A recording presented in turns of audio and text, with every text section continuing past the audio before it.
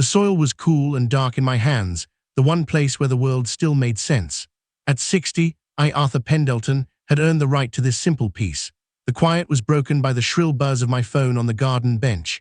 I wiped the earth from my palms, the permanent calluses a testament to 40 years not in an office, but in the relentless hum of a factory floor, maintaining machines so other men could get rich. The name on the screen wasn't my son, Michael. It was his wife, Chloe. "The gatekeeper." I answered. There was no greeting. "Arthur, we're coming next week. 6 guests. The city condo has a pipe leak." Her voice was all business, a transaction. "You can take the old tool shed, or I suppose you could get a room back in the city for a few weeks." The silence on my end was heavy. I could hear Michael in the background, his voice a muffled, weak echo, but he didn't take the phone. He didn't say, "Enough, Chloe." He didn't even say hello. My own son, a ghost in his own life, letting her be the wrecking ball in mine. My gaze drifted to the new porch chair I'd just finished building, a gift to myself. I hadn't even sat in it yet, to just watch the sunset with a cold beer in my hand. "Just for a few weeks," she added, the tone implying a royal pardon. "They need the space. Liam is on some cleanse. Sophia has her sensitivities, and Michael said, well, you have all that land." All that land. The words were a punch to the gut. They reduced my life's work, my pension, my sweat-soaked peace to a vacant lot for their convenience. This wasn't the house Michael grew up in. This was 20 acres of scrub and a tired barn I'd bought with my own buyout money, a place with no memories, so I could build my own. And now it was just space. The wind shifted, carrying the lazy bleat of one of the goats. I stood, my knees cracking a protest, a symphony of age and old injuries. A cold, hard clarity was settling in my chest, the same focus I used to use when a $1 million machine was about to fail. I walked toward the barn. The air inside was cool, smelling of gasoline, hay, and honest work. I'd spent 4 decades keeping the gears of commerce turning, working double shifts so Michael could have the college education I never did, so he could wear a suit to work. And now, at the end of it all, I was expected to surrender my hard-won sanctuary because a man named Liam needed a cleanse. I reached for the old maintenance logbook. I flipped to a blank page. They were coming, and I would prepare, just not in the way they expected. That evening I walked through the house, my home. Every floorboard groaned under my weight, a story of saw cuts, hammer strikes, and the quiet exhaustion of a man building something with his own hands. The exposed beams, the stone fireplace I'd laid myself, the custom workshop. Not once had Michael or Chloe asked about the work. Not a visit, not a call to see if the well had held through the winter. But now it was all that land. Now it was too much house for one man. My hand ran over the workbench, the solid maple I'd splurged on instead of a new truck. Elena, my wife, would have loved this. She was gone 10 years now, taken by a sickness that stole her faster than I could process, but not before she made me promise. "Artie," she'd whispered, her voice thin but fierce, "you've spent your life fixing things for everyone else. When I'm gone, you build something for yourself, something that feels like those Sunday mornings. Remember." I did remember, the quiet, the possibility. This farm was my possibility. I didn't rage, I planned. The comfortable guest linens were locked in a trunk in the attic. In their place, I laid out the old, scratchy army surplus blankets. The high-speed internet router was unplugged and hidden in the workshop safe. I left a note on the Ethernet port, not part of the welcome package. The premium coffee maker was boxed up. A cheap, stained drip pot and a can of bargain brand coffee took its place. I adjusted the smart thermostat from my phone, 55 for the nights, 85 for the days. A subtle, persistent discomfort. Then I called the only man I trusted. Hank answered on the second ring. "Arthur, this a social call or an animal-related emergency?" "I need to borrow a few head of livestock, Hank, the noisy, opinionated kind." "Trouble?" he asked, no judgment. "Company coming." He understood. "I'll bring 'em over after dark. They'll be ready for a party." The last thing I did was flick on the porch light and finally lower myself into the chair I'd built. The wood creaked, a solid, honest sound. They wanted space. They were about to get a whole new definition of it. And this chair, this silence, this land, it would still be mine when they were gone. Have you ever had that moment? The call, the visit, where your own flesh and blood treats you like a hotel manager, like the life you built, the peace you earned, is just a convenience for them. That cold, hard knot in your stomach, that's where Arthur is right now. He's not just a retired guy on a farm. He's a man who has worked his body to the bone and is now being told to move aside. If you've ever felt that sting, that deep-seated betrayal from someone you raised, then you understand why what happens next isn't just revenge, it's justice. Keep listening. The crunch of gravel was the sound of an invasion. From the window of a roadside motel, I watched the convoy arrive. I drank my black coffee, the TV muted. 2 glossy SUVs and a hulking passenger van crawled up my driveway like they owned the deed. Chloe emerged first. Designer jeans, impractical shoes, sunglasses hiding her eyes. The entourage poured out behind her. Cousins, a hanger-on, a kid with a camera, and someone already filming my barn like it was a zoo exhibit. Michael came last. He moved slowly, shoulders hunched, a man walking the plank. He looked around, then went straight to the loose stone in the foundation I'd told him about years ago. The spare key was still there. I'd left it on purpose. I needed to see the man he'd become. He found it. The door opened. The chaos was immediate. One of Hank's opinionated goats stood in the hallway, staring them down. In the living room, chickens scattered, squawking. From the kitchen, a shriek as someone found the 2 piglets happily rooting through a bag of someone's organic snacks. Chloe's voice, sharp enough to slice steel, cut through the speaker on my laptop. "Michael, what is this? Is this some kind of sick joke?" Michael said nothing. He stood frozen in the doorway, a duffel bag in his hand, his face a blank. Was he seeing the animals, or was he finally seeing the cost of his silence? A thud, a leather weekender hit the floor. The goat bleated. Someone yelled about allergies. "Michael," Chloe's voice again, a drill sergeant's bark. "Explain this." Still nothing from my son. I took a long sip of coffee and muted the audio. The silence was a victory. Let them swim in the chaos. Back in the house, the animals were just warming up. The motel room was quiet. I opened the camera feed Hank had helped me install. "A man's home is his castle," he'd said. "Castles have watchtowers." Chloe stood in my kitchen, a general in fallen territory. Her people littered my furniture, looking offended by the rustic charm. "The second she caves, we list it," Chloe announced, her voice crisp. "Luxury retreat, hot tubs, fire pit. We can have it on the market in 60 days. There was no objection. Michael just stared at his phone, a portrait of willful ignorance. He didn't even flinch. A cold fury solidified inside me. This wasn't a visit. This was a corporate raid. I clicked record. Kitchen feed 8:37 p.m. I saved it to a folder labeled Project Hostile Takeover. Then I called my lawyer, Diane. She handled my will after Elena passed. She never talked down to me. "Diane, they're here, and they're planning to sell my property out from under me," I said, my voice flat. "I have video." Her response was immediate and calm. "The deed is rock solid, Arthur, and the trust we set up is explicit. Beneficiary status is revoked for demonstrated ill intent. It's all there." "I remember," I said. "It was a pledge." By dawn, my phone buzzed. Draft documents from Diane, 2 envelopes ready for a courier, legal shackles. I closed the laptop, packed my bag, and looked at the screen one last time. The kitchen was a wreck. Hay, spilled green juice, a chewed-up designer purse. I stood, pulled on my jacket, and grabbed my keys. The papers were ready, and so was I.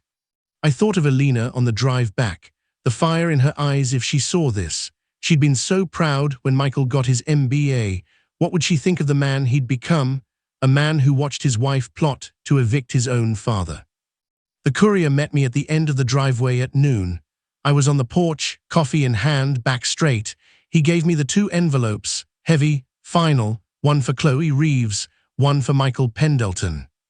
I knew what they said: formal disinheritance from the property trust, a legally binding covenant prohibiting commercial use.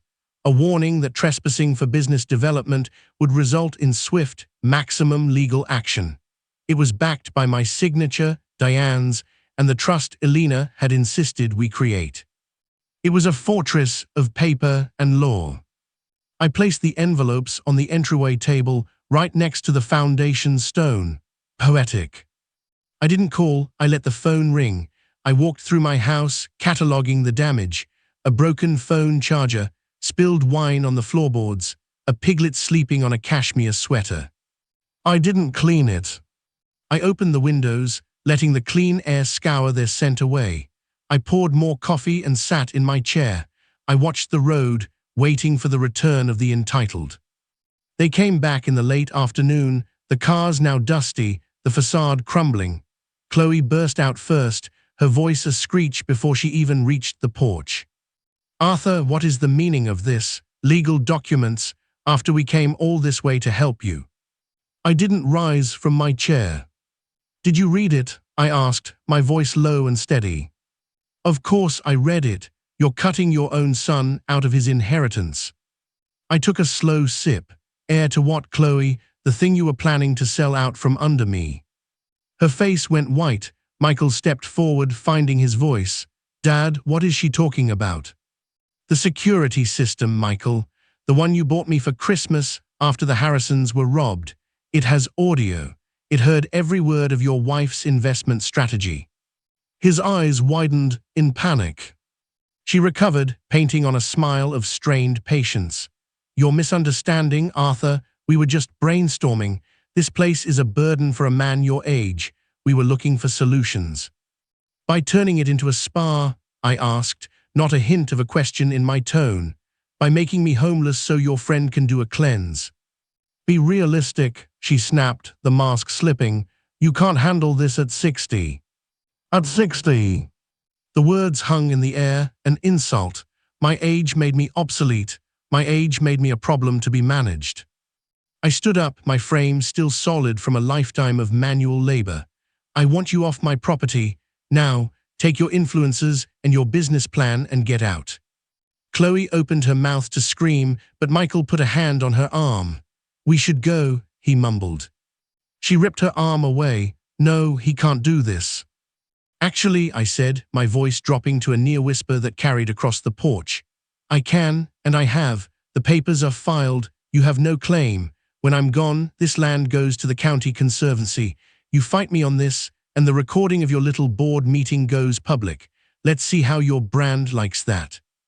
I watched the calculation die in her eyes, replaced by pure, impotent rage. She looked at Michael, demanding he fix it. He just stared at his shoes, a man utterly defeated. "Fine," she shrieked. "Keep your worthless patch of dirt. Enjoy dying alone out here. Michael, we're leaving." She stormed off, herding her confused flock toward the cars. Michael lingered, unable to look at me. "I didn't know," he whispered, "about selling it. I thought we were just visiting." The part of me that taught him to throw a baseball, that held him when he cried, ached. But the man who had broken his back for 40 years, the man who was now being discarded, that man was in charge now. "What did you think would happen, son?" I asked, the word feeling foreign. "You roll in here with a film crew, tell me to sleep in the shed, and expect me to say thank you." He flinched. "I should have talked to you first." "Yes," I agreed, the word a final verdict. "You should have." Chloe's scream from the car was the last straw. He turned and walked away, down the driveway, without a backward glance. I watched until the dust settled. The silence they left behind was immense. I picked up my coffee mug, now cold, and walked back inside. The battle was over. But as I looked at the piglet now sleeping peacefully on the ruined sweater, I knew the war for my legacy was just beginning. And I was built to win it. The silence they left behind was a physical thing, a heavy blanket smothering the familiar sounds of the farm. I stood in the center of my living room, the scent of expensive perfume and spilled green juice clinging to the air, a foul mixture over the honest smells of wood and earth. The front door was still open, framing the empty, dust-choked driveway. A strange, hollow feeling bloomed in my chest. It wasn't grief. It was the void after a storm, the eerie calm where you take stock of the damage. My eyes scanned the wreckage. A shattered smartphone screen glittered like black ice on the floorboards.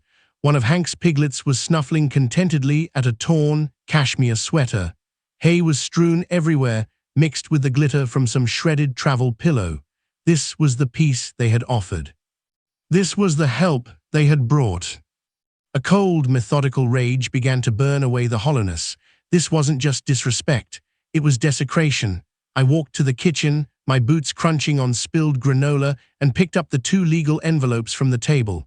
They felt solid in my hand. Real. Unlike the fleeting chaos around me, these documents were permanent. They were the first counter-strike.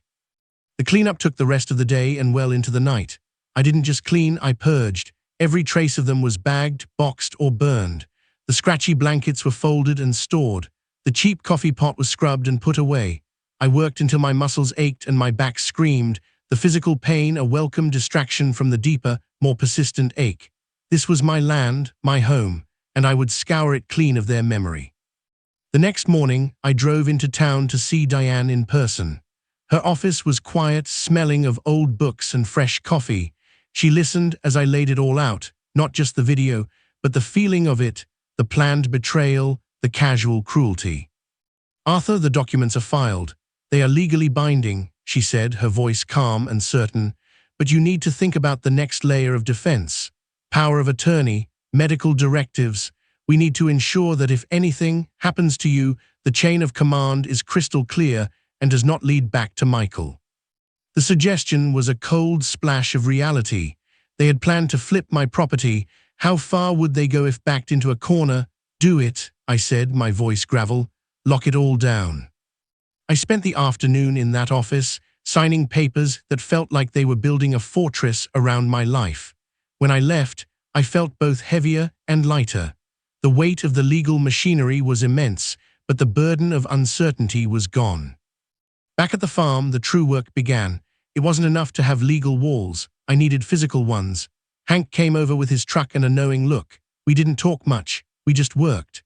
We reinforced the gate with a heavy-duty steel lock. I installed motion sensor lights at the perimeter, their harsh white glare a warning to any nighttime visitors. I posted "No trespassing" signs at every 50 paces along the property line, the letters bold and black. Hank paused, wiping sweat from his brow as we secured the last sign. "They really got to you, didn't they, Art?" I looked out over the fields, the land that was now a fortress. "They tried to, Hank. They showed me who they were. Now I'm just believing them." 3 days passed in a bubble of self-imposed isolation. The farm returned to its rhythm. The animals settled, the silence once again becoming peaceful instead of oppressive. I was splitting wood behind the barn when I heard the unfamiliar sound of a car engine, too quiet to be Hank's truck. I set them all down, my hand automatically reaching for the heavy wrench I kept on the stump. It was a dusty, unassuming sedan. The driver's door opened and Michael stepped out, alone. He looked different. The polished sheen was gone. His hair was messy, his clothes wrinkled, and his eyes were red-rimmed and shadowed. He stood by his car, not approaching, like a stranger asking for directions. "She left," he said, his voice raw. The words hung in the air between us. "Took the early train to the city. Said she didn't sign up for a life that involved barns and legal disputes." I didn't respond. I just watched him, the wrench cool and solid in my hand. He took a tentative step forward. I saw the plans, Dad, on her laptop, the full proposal for Pendleton Peak Retreat. The renderings, the budget, the investor deck. She had it all, for months. He rubbed a hand over his face, a gesture of utter exhaustion. "I swear to you, I didn't know the scale of it. I thought we were just visiting, maybe talking about helping you manage the place someday." "And telling me to sleep in the shed?" I asked, my voice flat. "Was that her idea of helping me manage?" He flinched as if I'd struck him. "I should have said something. I know that now. I got used to it, letting her take the lead. It was easier." Easier for who? The question was simple, and it hung in the air, demanding an answer he didn't have. His shoulders slumped. He looked past me, at the stack of freshly split wood, at the well-maintained barn, at the land that was thriving under my care. "I don't have anywhere else to go." I looked at him, this son of mine, this stranger.